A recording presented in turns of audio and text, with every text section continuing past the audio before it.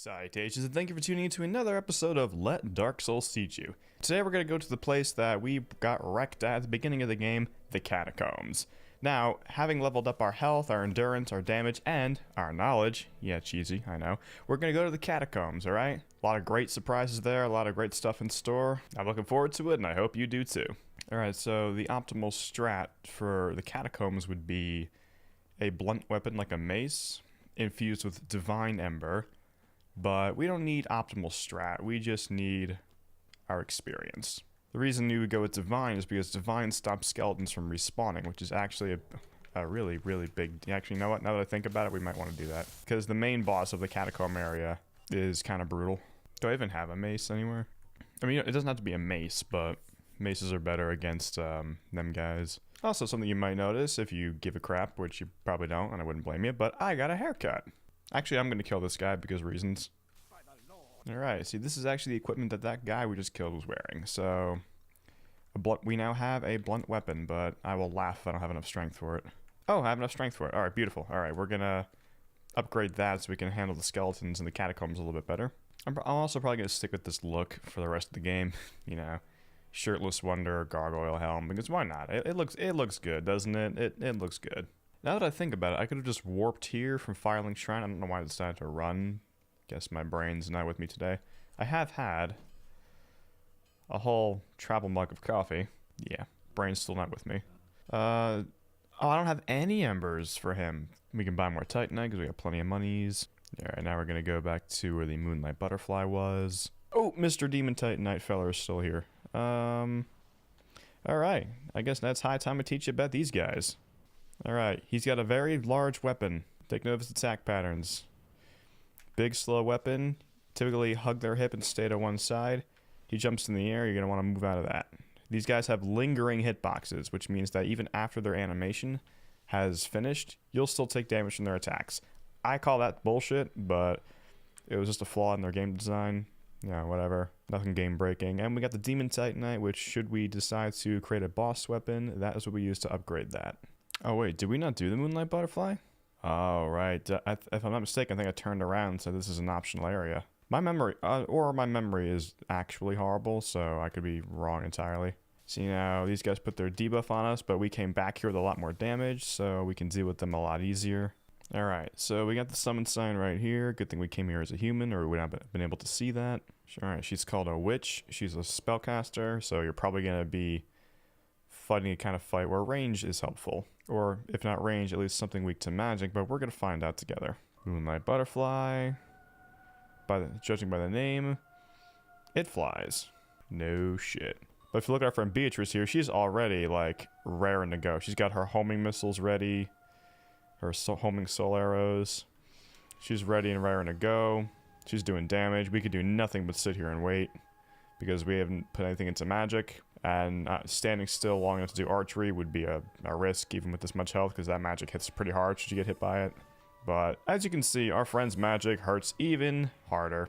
She has got the biggest magical dick, and she is swinging it like a boss. So this fucker finally lands, and we can hit it. Alright, I came here over leveled as shit, so okay, there really is no big excuses for that boss. That boss is kind of crap, and it's kind of short, but it basically shows you that it's good to come here as a human. If not, you would have missed that summon. Without all that extra magical damage from your friend, you would have had a lot more trouble. This is an optional boss, sure, you don't have to fight it, but it protects an item that I really want, and that you should probably want too if you're going to go to the Catacombs, and that is the Divine Ember, which I thought I had before, but I guess I didn't. Watchtower basement key as well, but I think that's nullified by the fact that we have the Master Key. Again, options. If you didn't pick the Master Key, you accumulate other keys in the game that would allow you to open doors the Master Key normally would. Alright, we are going to warp to our friend Andre so we can infuse our weapon with Divine. Our Morning Star, that is, our mace. I'm only gonna use that in the Catacombs because I don't like using maces. Modify the Divine Morning Star. I think we need Green Titanite to reinforce that further. But I could be wrong. I mean, we do need Green Titanite. I luckily have one. So that'll do decent enough damage for what we're going to be doing. We also have a few points we can level up, so we're going to go ahead and do that. Oh, guess we don't have enough points for that. Never mind. We're going to go to Fireling Shrine. That's the closest bonfire to the Catacombs. I've been recording for 13 minutes so far. I've accomplished one thing. There you are. I'll be heading down below shortly. There's nothing worthwhile up above. No. Yeah. Can't wait to show you the story arc with that guy. It's a real fun time. Actually, no, you know what? No, I'm not going to show you that. I'm not going to spoil that. I want you to figure that out on your own. He says down below. Just, take from that what you will. There's a few places that are down below in Dark Souls. So make sure you find him. Make sure you find anything that has to do with him. And finish his story arc. It's one of the best in the series. I think, anyway. If you really can't, find anything to do with him to progress his quest line, you can look up guides. Most guides out there won't spoil it. They won't say anything. All right, like a numpty, I forgot to equip my divine mace. Oh god, can I equip it? Ouch! All right, again, thankfully I have a fair amount of health we can parry. Fuck.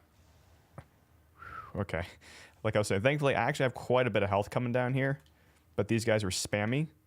And that's never fun. But we just got souls, meaning that he's actually dead. The blunt kind of weapons work pretty decently against skeletons. This is a very basic bitch mace, and it's not upgraded a lot. So the damage won't be huge, but it staggers very well, and because it's divine, they will not be respawning. So we definitely have the advantage there. Hopefully. There are certain spots where I might want to switch to my spear real quick. Hopefully I can equip both and still fast roll. Yeah, maces aren't my style. They're kind of slow and clunky, as you can imagine, being a mace. Not my cup of tea, really, but it does get the job done for what we're doing down here. Oh! Friend, hello. Alright, check your corners. Always be aware. See, this guy we can just wreck with our lightning spear. Fast, quick attacks. There you go. We're going to see more of these guys.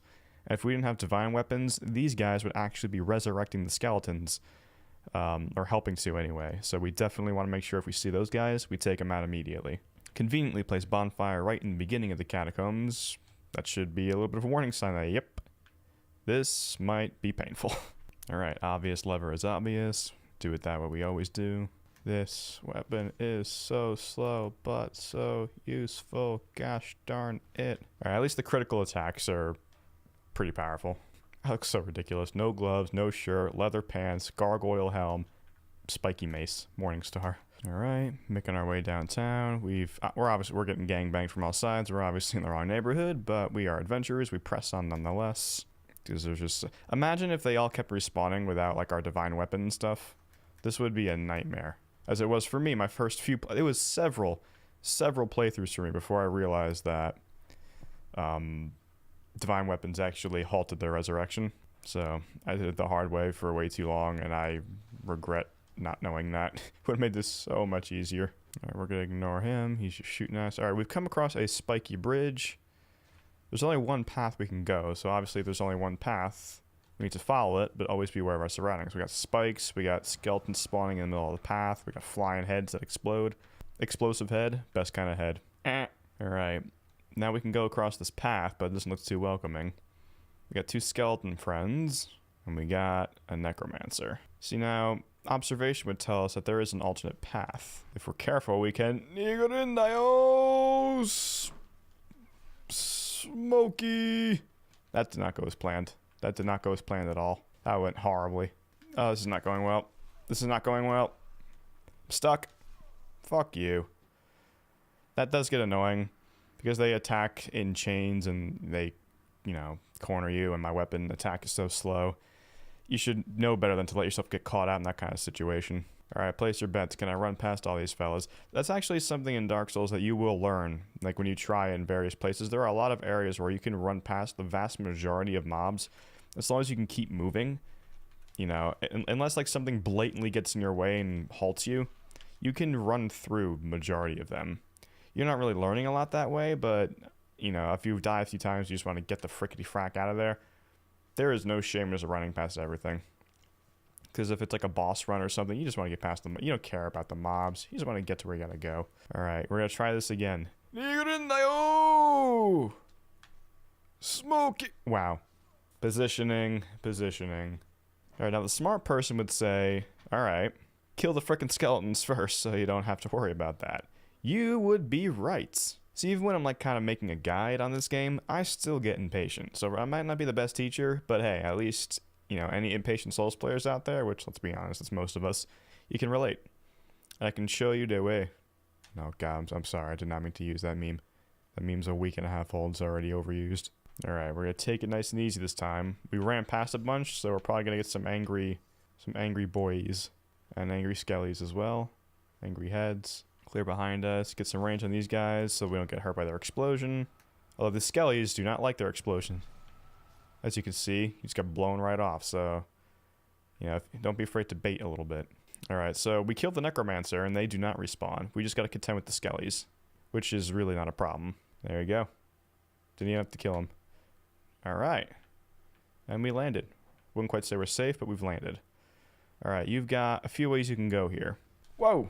Hey, buddy. As you can see, that bridge just flipped on its own. I didn't have to hit any lever. That should strike you as kind of odd. Bridges shouldn't just move by themselves like that. But we have a ladder, and we have a very odd-looking wall with spikes that are trying to ward you away from it. Your intuition kicks in, you roll through, and you see it's an illusionary wall. To a bonfire, praise the Lord. I tell you, man, when you are, my first playthrough, along with most people's, was a struggle. Even a few consecutive playthroughs were struggles in certain areas like this especially. You are going to love those bonfires when you see them. There's actually two parts to this area. There's a catacomb and then there's the Tomb of the Giants. That might be a separate video, to be honest, because they both have similar and additional challenges at the same time. So, this guy, do you really want him shiftily sitting here in control of that bridge? Personally, I don't.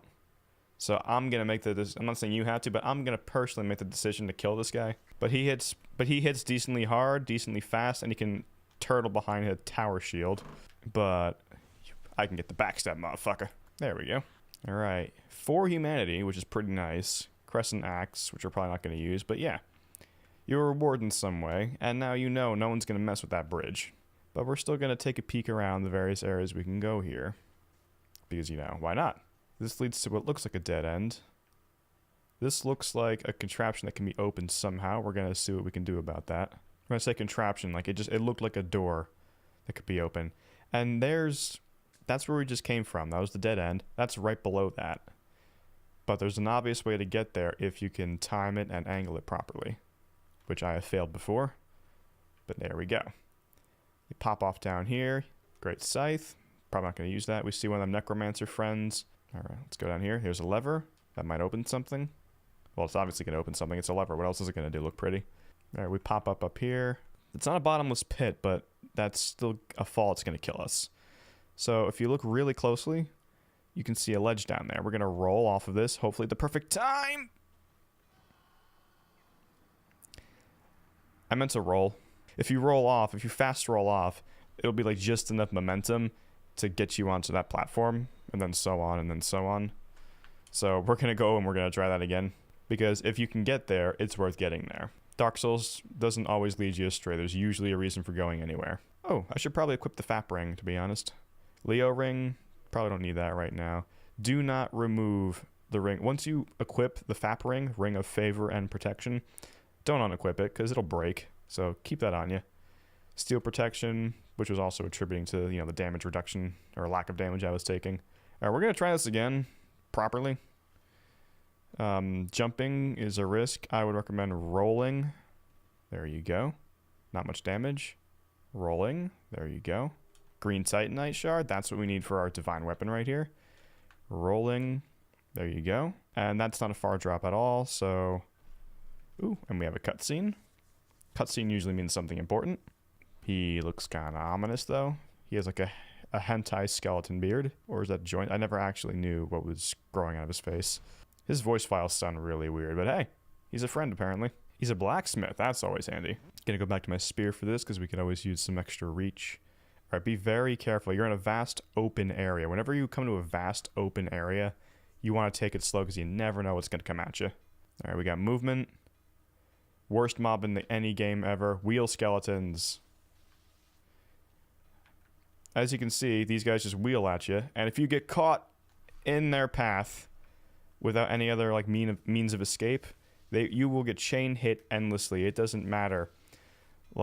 Eventually they'll stop the rolling animation, but it doesn't matter. If you don't have amazing armor, poise, or a really great shield, you're just going to get chain hit and you can't do anything. It's the most frustrating thing. So that's why we don't just run through this area, this eerie mass grave. We take it nice and slow. We don't want to pull all of them. We want to pull a couple at a time if you can. Like that guy, we're keeping an eye on him. We don't want him to sneak up on us because that'll be death probably. But if you kill them one at a time, then you won't get swarmed by them. They're still a big pain in the ass even by themselves. But here, we're corner pulling. Anyone who's played WoW or like any like MMO, you know all about corner pulling, especially if you're a tank. It doesn't always work. The aggro doesn't always work that way in these kinds of games, but apparently it did there for us. Draw his attention, roll out of the way. But as you can see, there's more, which we don't really want. Again, I have a lot of health and some damage reduction, but you still don't want to run the risk. You see what I mean? I don't take a lot of damage. I have a lot of health, but I just got chain hits no end. And one jumped down. I should have kept an eye on him. He jumped down, and there was more of them than I initially saw. Uh-oh, there's two. Two wheel skeletons is too much. Too strong for me. You don't always have to dodge. You can just... Oh, where'd you come from? Sometimes running around like a crazy person, like a headless chicken, is beneficial over here. No!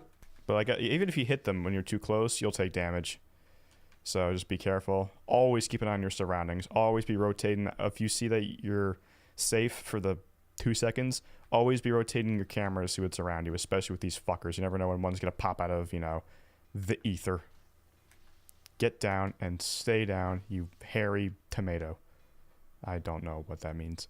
All right. That wasn't as clean as I would have liked it, but we killed most of them. There's still more. Still more. Also, I know I said last episode would be a shorter one, but it was like average length at best. It was like still 20-something minutes. I'm hoping this one will be a little bit shorter. I don't want you guys getting too bored. I don't just want to be doing the same stuff, you know, all throughout the entire episode. I'm going to chop it up a bit. I don't want it to feel like it's slogging. All right, so we went through a fog door. And if you notice something, the fog door stays. Which, to be fair, if you wanted to run away from the wheel skeletons and just bull rush to this area, they wouldn't be able to get past that, so that's a plus. But typically a non-dissipating fog door means boss fight. Open area typically means boss fight. So, we're gonna get ready and we're gonna hop down in there. He's got 3 masks that look at each other. That's kind of creepy. Does he have 3 heads? Is he a contorted monstrosity? Well, if you want to know the lore, you can always read the mask if he drops one. But as you can see, he's spawning clones and shooting magic. That's not good. Stay right on him. And laugh at the fact that you're doing low amounts of damage. And no, this isn't just because of my lightning spear. This guy is like the biggest meme in the Souls franchise. Because for how late in the game you face him, he has no health. And you just demolished him. And he's pretty important as well. Rite of Kindling. You can now kindle bonfires beyond the normal limit. So instead of having a max of 10 Estus flasks, we can now have 20. Believe me, you want that in this area.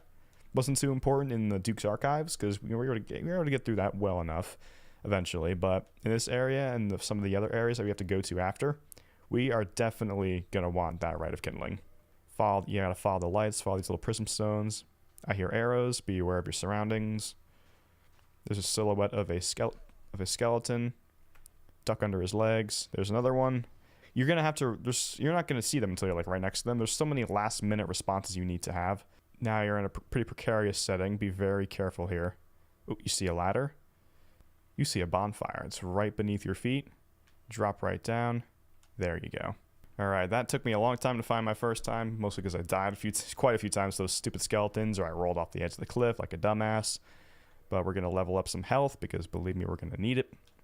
And that is actually going to do it for this episode of Let Dark Souls Teach You. It's a bit of a short one, and the one after this will be a bit short as well, but each of these areas have separate things to learn and separate things to take from. They also take a long time to go through your first time, so I want these to be a separate video. So, that in mind, hope you guys enjoyed. Until you see me again, live well.